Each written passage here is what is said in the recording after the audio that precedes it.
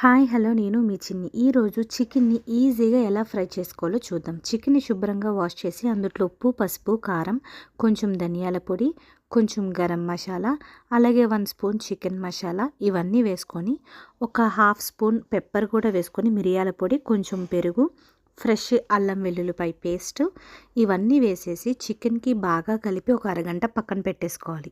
ఇప్పుడు ఒక పాన్ పెట్టుకొని అందులో ఆయిల్ వేసి బాగా వేడెక్కిన తర్వాత చిన్న బిర్యానీ ఆకు, దాల్చిన చెక్క, 2 లవంగాలు, 1 ఇలాచి ఇవి మట్టుగా వేసుకుంటే సరిపోయింది.